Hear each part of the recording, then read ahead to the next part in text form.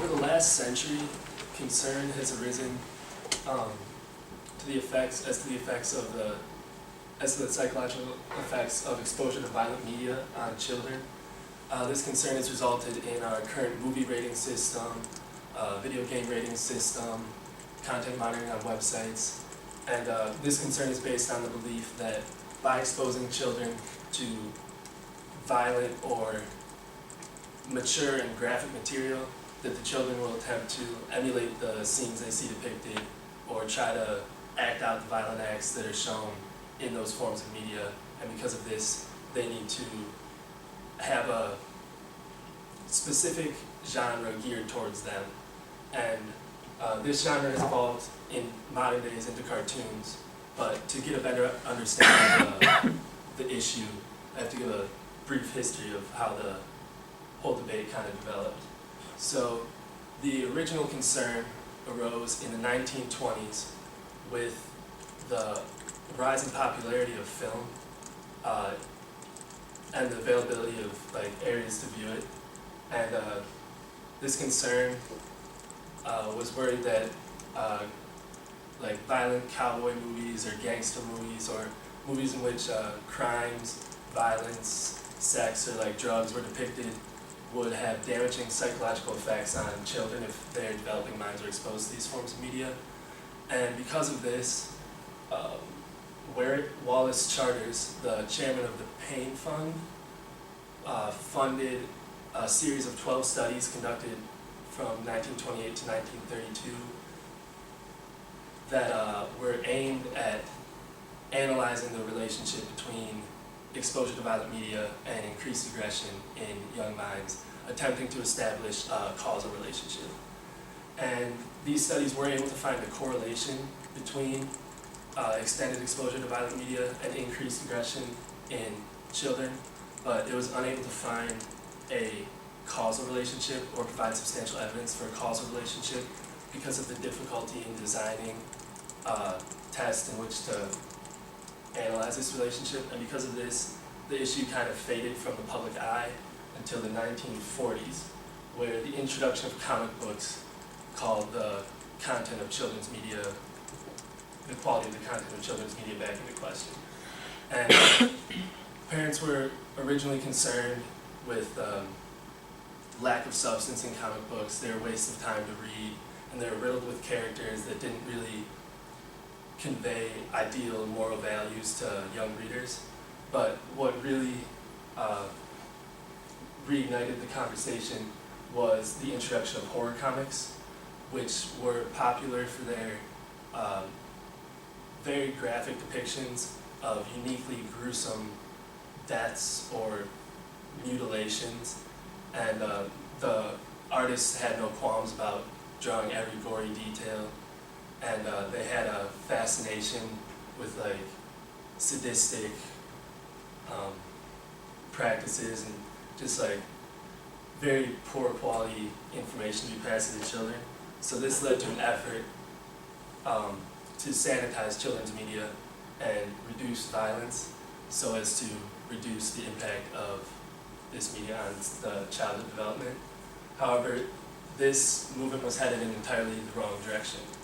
Although studies in the 1980s were able to establish evidence for a causal relationship between exposure to violent media and increased aggression in children, this relationship was based on an entirely different premise than the original belief that graphic or violent material based on reality was the primary impetus for increased aggression. So a good example of the sanitation of media is Tom and Jerry, which aired in 1940 and has been on and off the air reintroduced 7 times, with the most recent reintroduction in 2014 under the show titled The Tom and Jerry Show. And as you can see, I kind of tried to pick these pictures to show that not only has there been a change in animation, but also the writers and artists have made an attempt to minimize the graphic violence, and I've watched this show, so I can vouch for this. They've made an effort to eliminate the graphic violence, and they've added laugh tracks that accompany violence to highlight the comedic value of it, rather than allow it to convey to children that violence is okay. But this is actually more detrimental to the psychological development in children than depicting conventional acts of violence in which, like, a robber robs a bank and the police arrest him and take him to jail. Because in these forms of media, characters aren't bound by the physical constraints of reality. They don't feel physical pain. They can be shot with a bullet and just have a hole through them instead of actually having, instead of dying. And this lack of reality was fine in the older version of the show because it depicted much more physically unrealistic depictions of violence, like Tom being thrown through a tennis racket and turning into 100 different small cute cats. Children understand that they cannot do that. And the issue arises in children's inability or difficulty in distinguishing between fantasy and reality. In the newer version of the show, the depictions of violence are much more based on physical reality, more like hitting over the head with a hammer than dropping an anvil off a roof onto someone's head. And these depictions of violence use items that are much more available, although throughout the shows use primarily items available like within the household.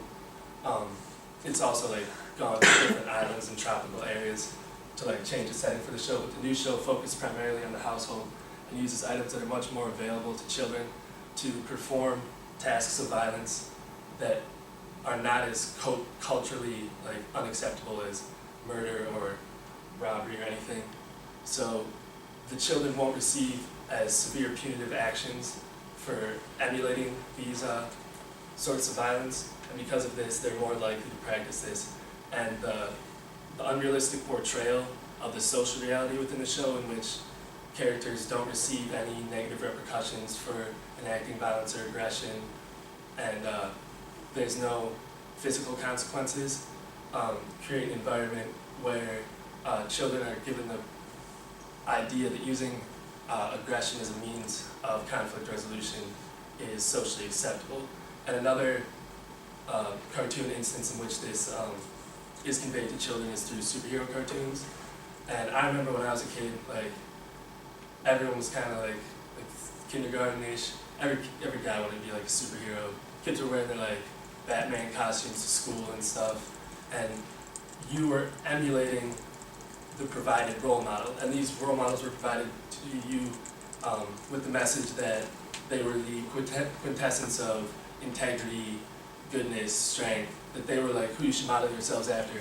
But if you take a closer look at superheroes, they're just people who eliminate perceived evil through excessive use of force. And they're valued for their ability to carry out acts of aggression to achieve ends. And this creates a belief in an acceptable culture of violence where, like a perceived acceptable culture of violence, because the children are given the belief that there won't be any punishment for their actions and there won't be any negative repercussions physically or socially for anything they carry out. And because of this, the sanitization of cartoons is more detrimental to the development of these children. And so solutions to solving this would be to entirely eliminate violence from children's media, which is unlikely because the comedic value of slapstick is kind of apparent, and it's been a staple in theater and performance art for years. And another solution would be to depict violence within the realm of physical and social reality, so to show children that if you hit someone with the hammer, they will get hurt. And you could still run it in a comedic way, but show that there is physical consequences for enacting acts of aggression or acts of violence, and then also showing social consequences such as being arrested or being fined or other sorts of things for enacting more social acts of violence.